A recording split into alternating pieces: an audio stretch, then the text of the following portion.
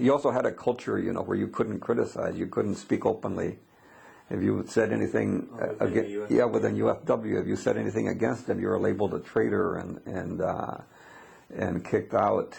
And so there was very little room for growth and self-criticism. And so a lot of the top leadership ended up getting kicked out. Like Marshall Gantz got kicked out, and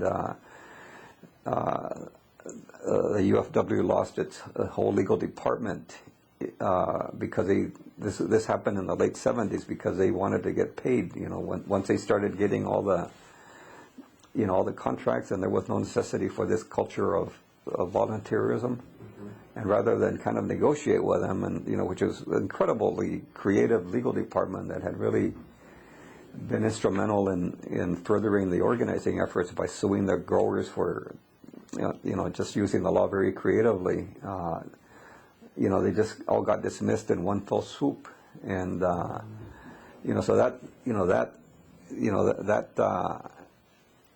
really hampered the ability of the union to fight back. When the growers started organizing and resisting.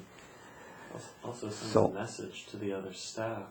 Yeah. Who also want that kind of pay, right? Yeah. So as an example. Yeah, and then you ended up kind of, more ending up with more yes people,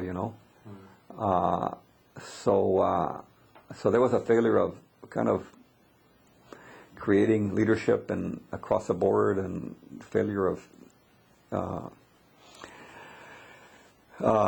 allowing open discussion and dissent, and so you could kind of get at the problems and try to correct them, and which was fatal in light of a very, very powerful and determined opponent, that had the resources and the means to resist, when they saw weakness.